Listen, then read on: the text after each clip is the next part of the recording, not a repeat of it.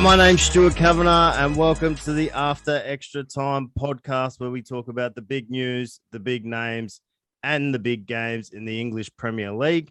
As per usual, I'm joined by journalist, Manchester United fan, editor-in-chief of thesportsbank.net, author of Transatlantic Passage, How the Premier League Redefined Soccer in America, Mr. Paul M. Banks. How are you going today, Paul? Doing good, man. This is our special edition. This is our special year-end podcast, and it's the COVID negative episode because both of us had COVID symptoms this week, but we both tested negative. So thank God for that, mate. Yes, it is the COVID negative episode. So this week we are breaking from our usual format to give our year in review report. We're going to take a look back at the year that was in our 21st episode spectacular. Now, Paul, you sent me a hilarious video that I'd never seen before. It's a little song. I don't know who the artist is. I don't know who created it, but geez, it had me cracking up laughing when I was looking at it. Do you want to talk about that a little bit? Yeah, on the way to my COVID test, I was rocking out like really high energy pop tunes of recent years, I guess, to try to feel better, or maybe for some good mojo there. Good vibes only. Yep. And I guess it worked, I guess. Got the antibodies dancing, you could say. Havana, Camila Cabello came on. And then when I heard that song, I like paused it and then went to YouTube because I'm like, I got to hear that Coutinho, that Barcelona song.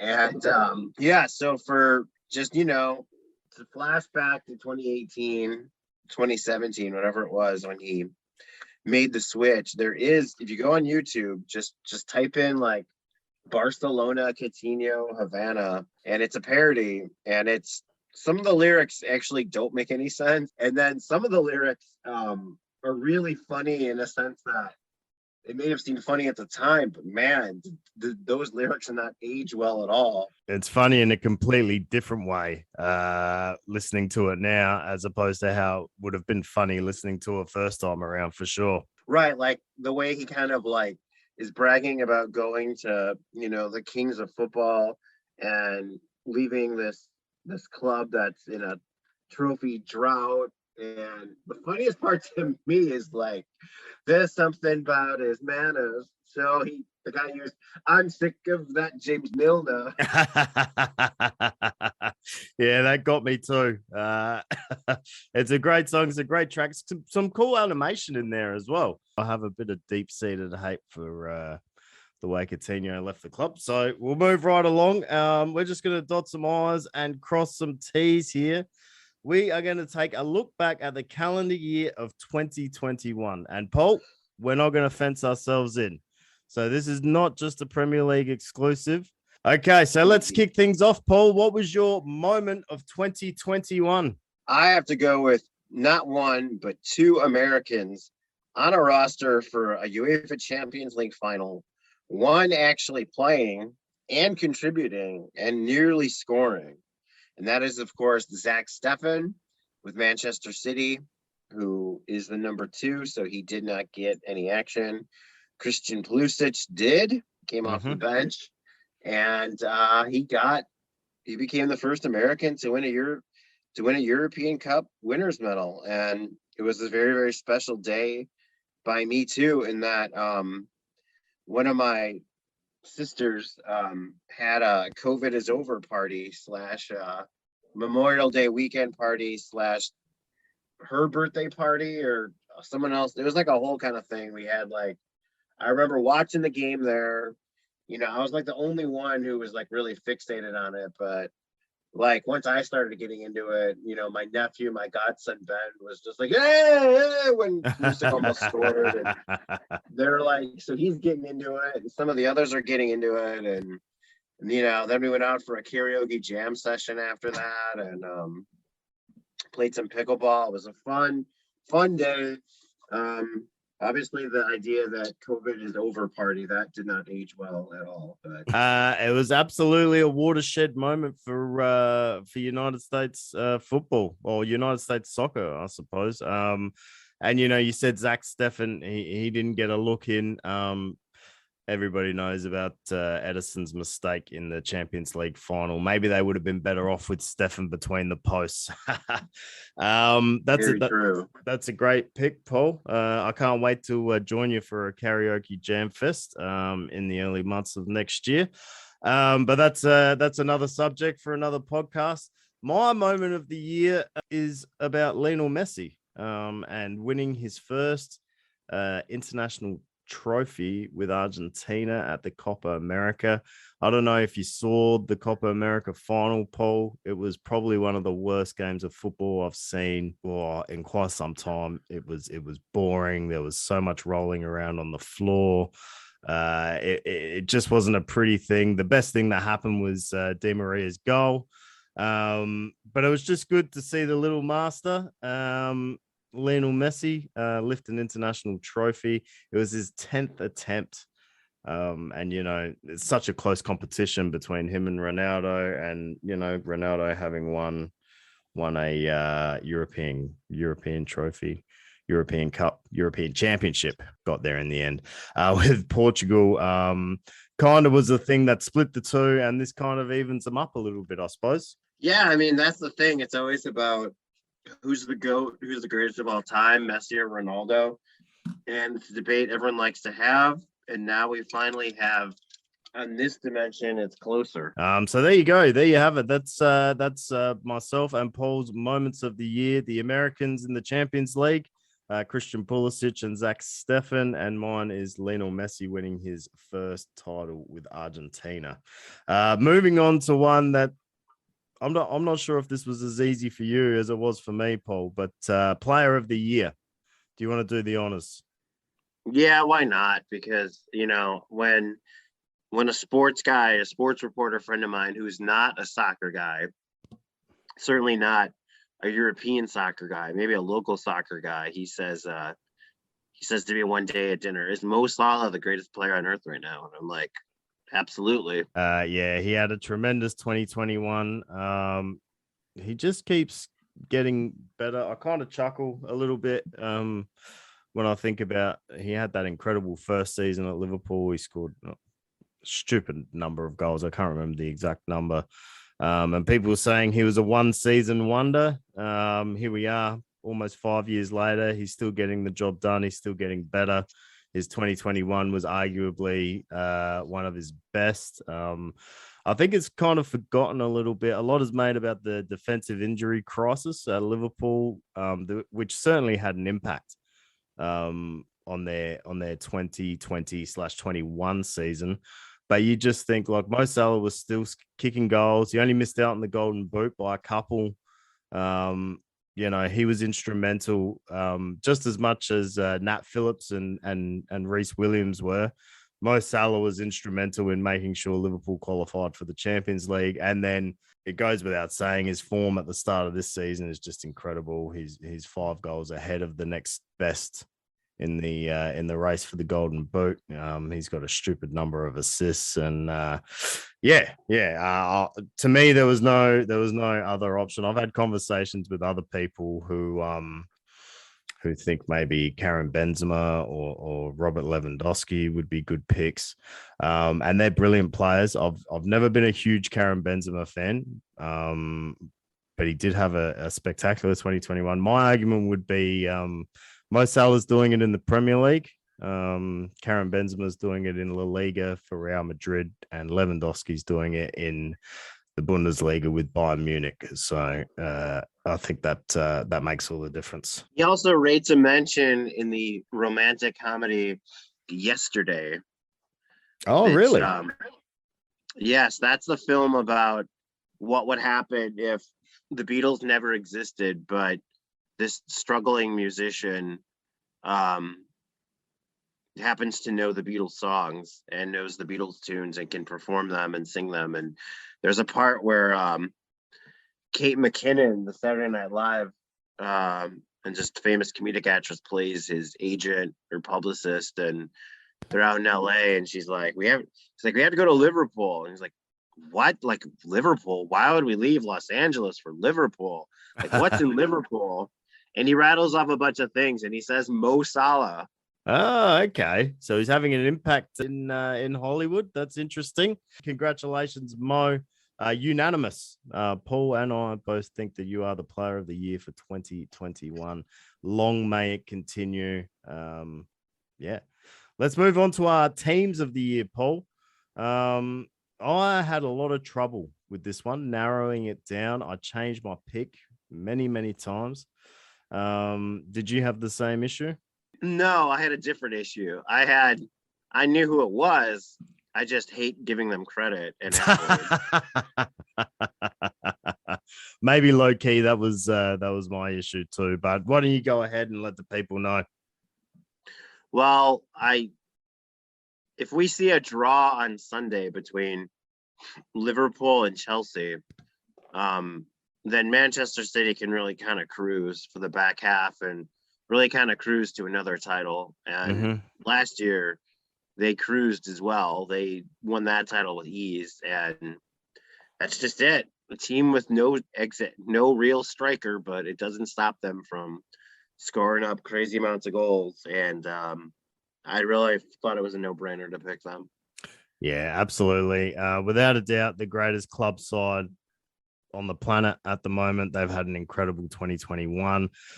It's fascinating. Like you just mentioned, they don't have a striker, but they still can score bucket loads of goals. Pep Guardiola is a once-in-a-lifetime manager. This is a once-in-a-lifetime team, I think. I hate giving him credit too, Paul. I hate him so much. But, credit. One thing we can agree on is our hatred of City. Yeah, credit where credit's due. They've been sensational, and you're absolutely right. I would even go as far to say that the result on Sunday, irrespective of that, City are going to cruise to yet another title. I think the gap's too big. Certainly, if there's a winner and loser instead of a draw, the loser is done. Yeah. Absolutely. I think you're right. I think, okay, if there's a winner and loser, the loser's gone. And the winner of the Liverpool-Chelsea match on Sunday is an outside chance. So I wasn't as magnanimous as you, Paul. I just couldn't bring myself to give the award to City. So I looked a bit further outside of the club realm of football. I also couldn't bring myself to give it to Italy. And the fact that they have to go through a playoff and qualify for the World Cup gave me a little bit of a loophole in that regard. So I've actually gone for the English men's national team as my team of the year. Just rolling through their results this year, they've just been incredible. They only lost once. We know all too well where that loss occurred, unfortunately. They played 19 games this season. They lost this calendar year. They lost one. They only drew 3, and I'm just rolling through all these matches here. There's a 10-0 against San Marino, a 5-0 against Albania. They've just got some big wins here. They beat Germany.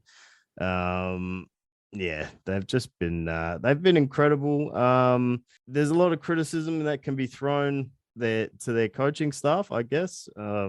Just being a little bit too English, shall we say, when it comes to the crunch matches, but it's a learning curve, and despite their incredible 2021, it's a work in progress, and I think they might even have a bigger 2022. So the English men's national team gets my nod for team of the year. Don't forget, they have to play with the most intense scrutiny, media and fan scrutiny, of any team in any sport in the entire world. I can't think of a job where you have to have a thicker skin than to be the manager of the England Nationals. So there you have it. Team of the year. I guess we've done this well, Paul. We couldn't have planned it better. You've picked the club team of the year, and I've picked the national team of the year. Club team of the year is Manchester City, and the national team of the year is England. Okay, so moving on to match of the year for 2021. And Paul, I had to laugh when I seen the run sheet for this one. We've gone for a couple of real homer picks, the pair of us, haven't we? Without a doubt.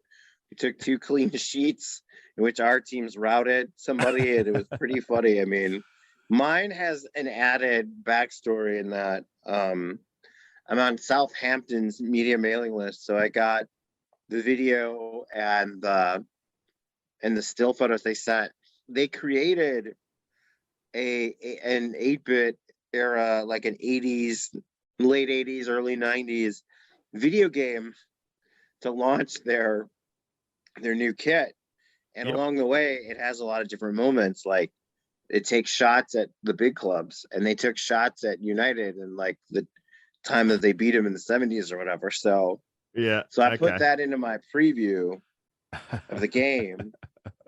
And I have this awesome screen grab of my game preview in which I'm first in Google ahead of ESPN or anybody in my preview for that match. And then and it was great because then I put the screenshot on Instagram, and someone out there is like, well, what did you do? Like, why are you? I'm like, what did I do? I'm like, I only hosted the website and I only wrote the article. Like, like, what do you think I was celebrating?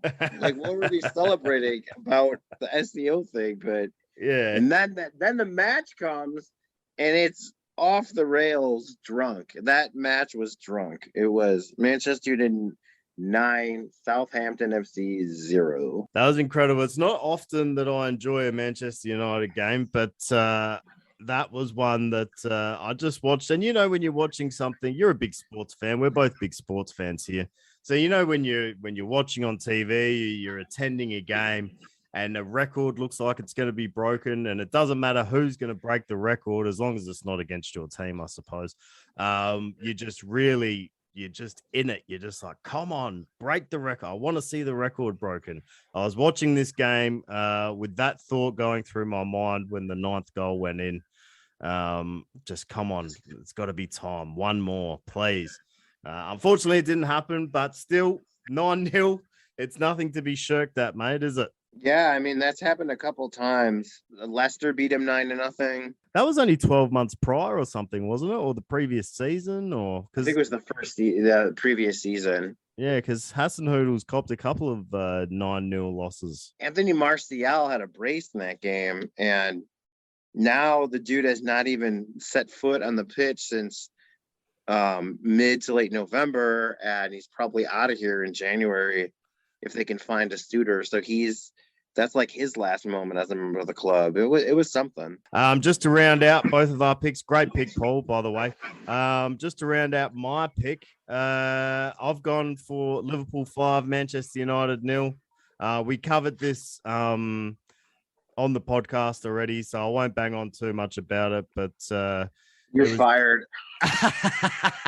You are no longer a member of the Sports Bank family. You are done. Turning in, I'm changing the password right now. So, to be fair, Manchester United had the wood over Liverpool for quite some time, and it was just nice to see. One of the barbs thrown by opposition fans towards Mohamed Salah is he doesn't appear in the big matches. He did score a hat-trick against Manchester United in this one, so maybe that puts that to bed, or maybe it's not a big match. Who knows?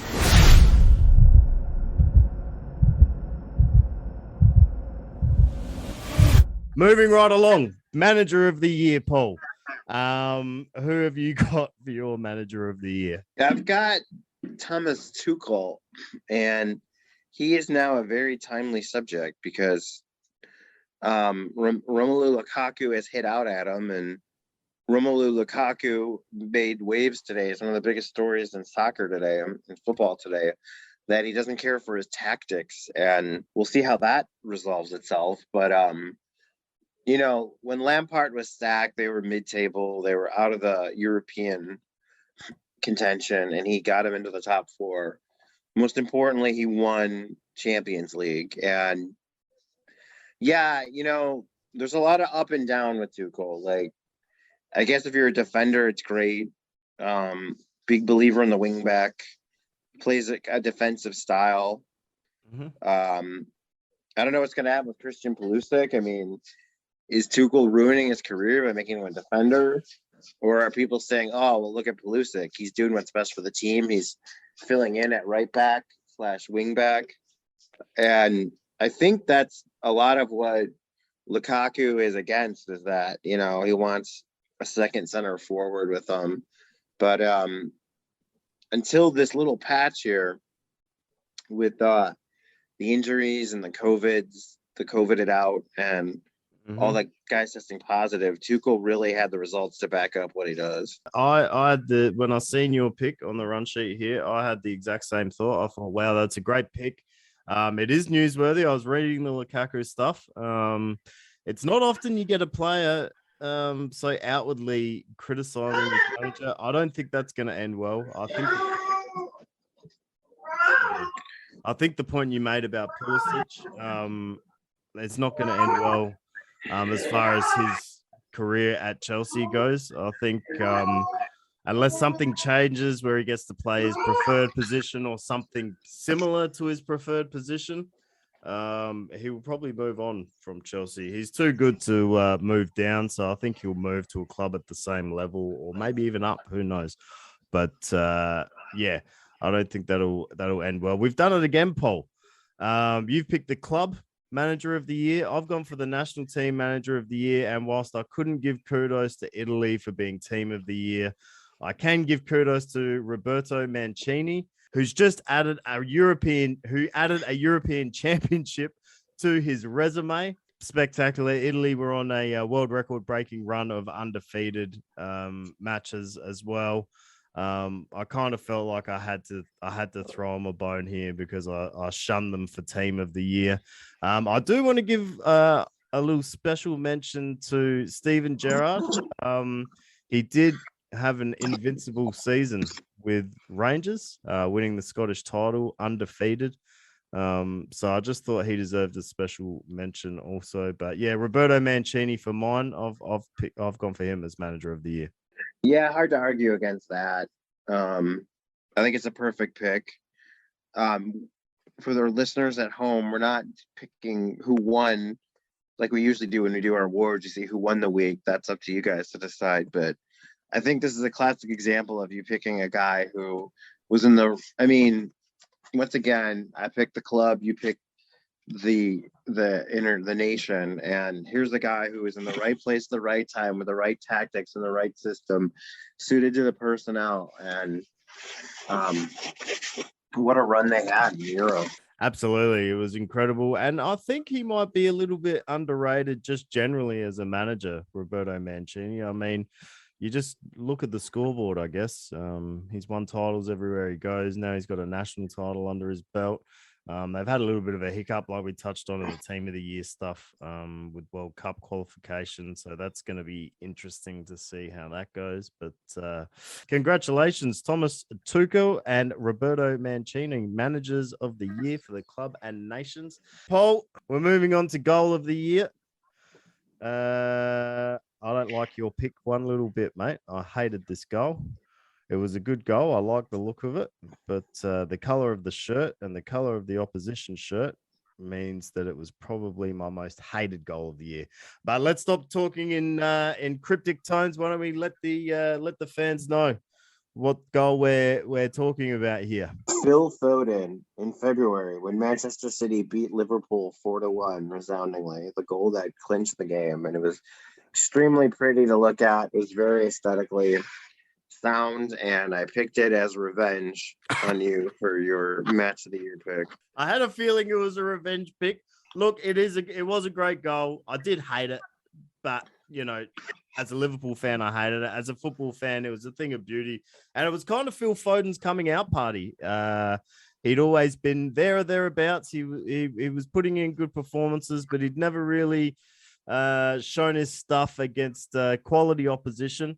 And, Pep Guardiola just this week said Liverpool have been their great rivals of the last 5 years. And against their great rivals, he just pulled all the strings in this game. It was more, I think he scored twice. But everything that was good about City in this game, laid at the feet of Phil Foden, and this goal was tremendous. For mine, I've gone for I've actually used your tact a little bit here, Paul. This goal was aesthetically pleasing. It was nice to look at, but I've kind of gone for the storyline here, and just what the goal meant. Yuri Tielemans in the FA Cup final, scoring the solitary goal that gave Leicester City their first ever FA Cup trophy. I just thought it was tremendous. I'm a sucker for an underdog story, and they were big underdogs in that game. And I'm a big fan of Yuri Tielemans as well. There's big things ahead of him. He definitely won't be at Leicester for too much longer if they keep playing the way they're playing. But this goal it was just perfect, in my opinion. Yeah, I mean, that's the way to do it. I'm a big believer in that. I'm a big believer in going with a storyline. And, trophies have been few and far between at Leicester. Obviously, the 5,000-1, the crazy underdog story of 2015-16, but no one thought they would win the FA Cup this year. It was interesting because they kind of sacrificed the top four to go full strength in the FA Cup and make the final. And it was just good to see that that they gambled and they kind of won, and it was just a good goal. It was a feel-good moment. And like I said, a big fan of Tielemans. So congratulations to Foden and Tielemans, goal of the year. It's no mean feat. Phil Foden, if you could score goal of the year against someone other than Liverpool next year, that would be fantastic. Maybe in the World Cup final for England. That'd be great. Paul, we're definitely burning through these, mate. We're moving on to signing of the year. Mine, I'm just going to do mine first because I think yours has a little bit more meat on the bone. I've gone with Aaron Ramsdale at Arsenal.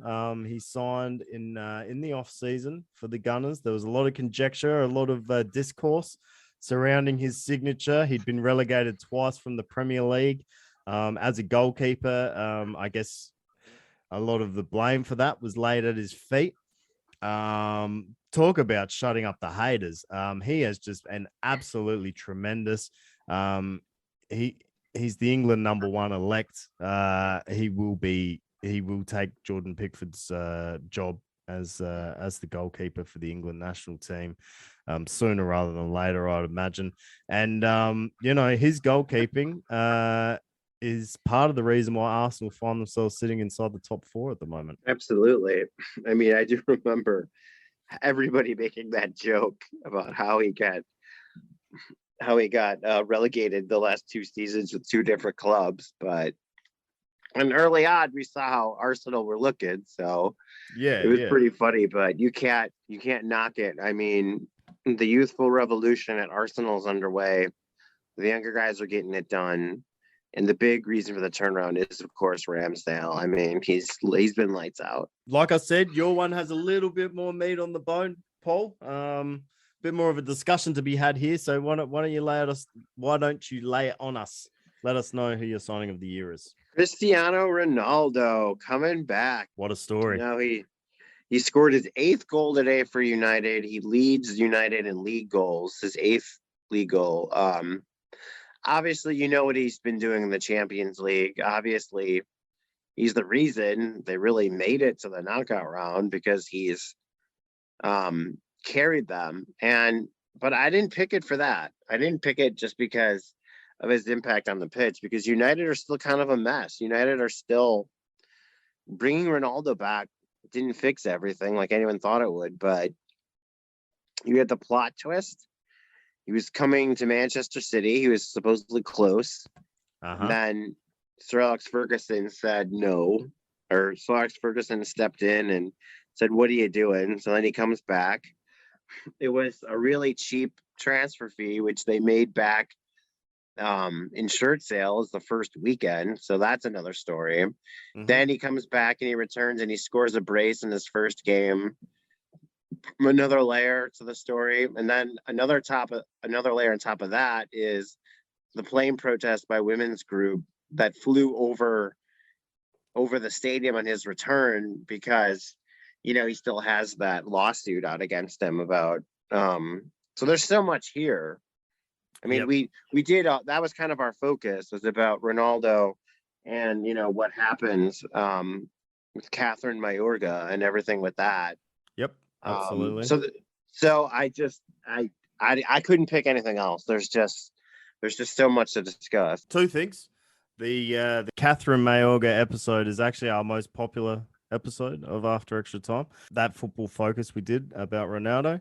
And secondly, the signing was an interesting thing. I was having a late night here in Australia, just keeping an eye on things, and you were obviously keeping an eye on things too, and just going behind the curtain here to see how the Wizard of Oz works. We were collaborating a little bit on the story about it, and we had it all good to go about Manchester City. And then I got a message from you that said, "Yep, that's great, but it all needs to be changed because he's going to Manchester United now." And it was a bit of a mad rush, but it got out, and it is great. I mean, Ronaldo is one of the best players in the world. Manchester, like coming home to Manchester United, it's a huge story. I don't think it can be beat for signing of the year, to be honest. And then I remember when it became official, kind of the night before. I was getting ready to leave on a business trip, on a road trip the next day. I was like, oh man, I want to make sure I get all this live and posted before I'm off the grid for a bit. And then as soon as I got down to my destination, the first thing I did in the hotel was put a couple more posts up, and just all the bonanza, the page views bonanza, the traffic explosion for all of it. It was a huge story, and there was nothing like it. I mean, some people might argue that the Messi to PSG story is similar, but I would argue back that it absolutely is not. The Messi to PSG thing is nowhere near the same as the Ronaldo coming home to Manchester United thing. So absolutely, you nailed that one, Paul. Paul's signing of the year is Cristiano Ronaldo. My signing of the year is Aaron Ramsdale. So a couple of great signings there. Let's move on. We're burning through these, Paul, real quick. Now, you nailed this next one. Flop of the year. When I created this category, I was thinking about a flop signing of the year. But you absolutely fucking nailed it with your pick. I've seen what you picked. You filled this one out on the run sheet first, and I was just like, this is the one. This is the flop of sports of the year. Yeah, absolutely. This is the flop of sports ever, baby. The European Super League did not even last a weekend, did not even last 3 days. Yeah, what a monumental fuck up this was, the European Super League. My goodness. Something where no one wanted it except for the owners. And in these days of divisiveness, and in these days where anything can be politicized, even a piece of cloth on your face, or even basic health, the basic medical practice, even when that is supposedly a debate topic, everyone came together on this. Everyone hated it. If you're looking for a good thing that came from it, was just to show that the fans, they still have some kind of say in the game, because I do think that I mean, I know pundits and players and coaches and stuff, they all kind of stood up against it as well. But there was a massive groundswell from football fans in unison across the globe. They were just staunchly against this European Super League. It's great that it didn't go ahead, and absolutely nailed it, Paul, mate. Flop of the year goes to the European Super League. Believe it or not, mate, we've made it all the way. We're down to our special mentions here. I'll just get mine out of the way first. My special mention, I probably could have found a category for it, but there was better candidates. And I didn't want to shoehorn it in somewhere where it wasn't really deserved. So my special mention goes to Allison Becker and his point-saving goal against West Bromwich Albion in that legendary run into third place in the Premier League for Liverpool last season. It's always fun to see a goalkeeper goal. That's always fun, and it was a beautiful one too. And it's always good. I mean, this is the type of thing where it's probably more of a video than audio, like at a podcast. You got to see it, but it's Absolutely. really cool and good for him because he ended up being really he was the missing piece. He's the one that when they brought him in, Liverpool won big trophies again. Yeah. So it's good on him to have a chance to get that goal. Absolutely. And everything that he had going on, his father passing away in that tragic accident just a month or two beforehand. Yeah, it was just a beautiful thing. So that's my special mention. What have you got for your special mention, mate? I'm going to go with Erling Haaland because when we're talking about Messi versus Ronaldo, well, that's widening down. These guys are going to be hanging up their cleats soon. There has been a lot of talk about Kylian Mbappe, but I don't think it's him. I think it's Erling Haaland. And I think we've already seen that in that for when Borussia Dortmund, bought him when other teams were about to. United were closing in. Now this summer is going to be the summer when they're probably going to sell him. And Manchester City, Real Madrid, PSG, he can go anywhere. Yeah, he really Chelsea wanted to this year, but he was just too expensive. So yeah, he really could go anywhere. Kylian Mbappe versus Erling Haaland might turn out to be the Messi versus Ronaldo of the current generation. I think the next battle will be between those guys, I believe. yeah, I think that's definitely, and that's interesting because now you're dealing with more of a true center forward versus a winger versus, well, Ronaldo's a forward, but a center forward, but he also plays on the wing versus a wing player. And then it all really depends on where Holland goes and then how his career takes off from there. But he's really banging in the goals right now. He's just an incredible talent. His dad was a big Leeds United player, Alf Inch-Haaland. So it's probably unlikely that he'll go to Manchester United, unfortunately, Paul. But even though his dad was tight with Ole Gunnar Solskjaer, yeah, is tight with him, but when Ole Gunnar Solskjaer was in charge, that didn't help to close the deal. Yeah, absolutely. So that's interesting. Great pick though, Erling Haaland. The next big thing, absolutely. So that wraps it up. There you go. There's our comprehensive list of awards for the year of 2021, and let's hope that 2022 it ratchets up another level. Well, we got a World Cup in 2022, so it likely will. So we have a full set of fixtures to help us ring in the new year. COVID-19, manager complaints, injuries, natural disasters. Nothing can stop the Premier League and its festive season fixture congestion. So we're going to have a rapid fire preview of match day 21 in the English Premier League. Paul, are you ready to go?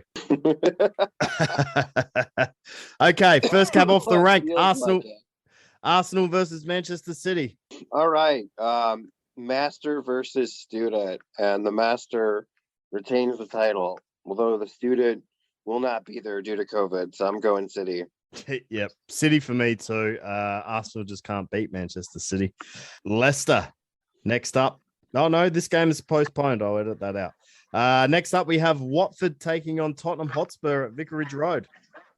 Yeah, Tottenham, they've looked all right lately. They're not as much of a train wreck as we thought, and they're genuine top four contenders as Conte has figured things out. So I'm going Spurs easily. Yep. Look out for a groveling apology from me on the sportsbank.net to Tottenham Hotspur fans in the preview for this game. I think Tottenham will win also, and push on to challenge Arsenal for that fourth spot. Crystal Palace and West Ham United. Yeah, I'm going to go. The Hammers have been up and down, and I feel like this is a down. So I'm going to go with an upset, and I'm going to pick Palace in this London derby. I am going to go for a score draw, maybe 2-2. People think West Ham maybe turned the corner a little bit with their victory last week. I don't think they have. I think the same problems are still there. And Crystal Palace are no pushovers, as they've proved this year. So score draw for me. Moving on to the next day's fixtures. Brentford, the Bees, Paul, our side, take on Aston Villa at the Brentford Community Stadium. I'm gonna go with the bees in this one. It's a feeling I have. I like the great job that Gerard has done, but I'm going with the plucky upstarts. Okay, I might join you on that one. I hope Brentford win. I think they need 15 points in the second half of the season to secure Premier League football for next year. So hopefully they can pick up 3 here. Next cab off the rank is Everton taking on Brighton and Hove Albion. Definitely feels like a score draw to me.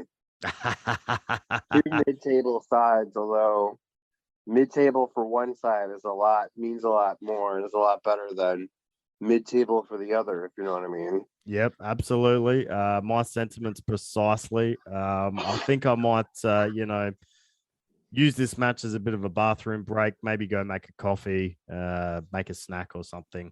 I think you could probably go away for 25 minutes and not miss too much between these two sides. Next up, Elland Road, Leeds United hosts Burnley. Yeah, that's our who cares match of the week. Definitely. I saw today I was watching United and Burnley, and Burnley they said had gone more than 5 hours without scoring, although they scored against United, so that streak is now over. Which says a lot about United's defending. So I'm gonna go with Leeds in this one. Yeah, I am not too sure about this. I'm not sure who to pick. I'd like Leeds to win. I think if Leeds don't beat Burnley at home, that almost rubber stamps that they will certainly get relegated. I don't want that to happen, so I'll go with Leeds also. Next up, is Southampton taking on Newcastle United at St. Mary's Stadium. Newcastle, for mine, Paul, they looked pretty good against Manchester United when they played. I was surprised. I expected Manchester United to kind of deal with them pretty easily, but they were pretty plucky and they secured a point. How do you see this one going, mate? Yeah, I think I'm going to go with Newcastle too. They may have started to turn the corner now, and I do think Southampton is going down when all is said and done. I thought Newcastle is too, but maybe not.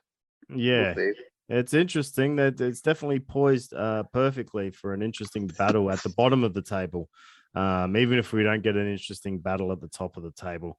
Talking about battles at the top of the table, though, gee whiz, what a perfect segue. Chelsea host Liverpool at Stamford Bridge. How do you see this one going, mates? Yeah, as I covered when I discussed City as the team of the year, this is the match where City is definitely gonna be hoping for a draw. But if we don't get a draw and we do get a winner and a loser, the winner will stay on with an outside chance to fight on for another day. The loser is done, and I'm going to go with Chelsea here. If you'd asked me a few days ago, or even a week ago, maybe, I probably would have agreed with you, Paul. I probably would have picked Chelsea also. Probably would have been through gritted teeth. But things just seem to be falling apart. They've got some poor results. They're getting affected by COVID. Their big signing, Romelu Lukaku, is talking out about his own manager. Things aren't rosy at Liverpool either, but I don't think you can compare them. I mean, Liverpool just had a blip in the road against Leicester. They've managed to hold on to Salah and Mane for this fixture before they jet off to the AFCON. So I'm actually going to go Liverpool in this one. So you've picked Chelsea, I've picked Liverpool. It will likely be a draw and give Manchester City the title. Finally, mate, in the New Year's Day round of fixtures, it's your boys, Manchester United, taking on Wolverhampton at Old Trafford. Yeah, I think United should win this one fairly easily. Wolves are a side that has given them major problems in recent years, but in the last year or so, they figured that out. They've kind of solved them, and I think they should cruise. Yeah, I think Manchester United will win this one easily as well. So there you have it, folks. That's match day 21 of the 2021/22 Premier League season, the New Year's Day round, which will likely see Manchester City come out the other side with an unassailable lead at the top. Paul, as always, it has been a pleasure, my friend.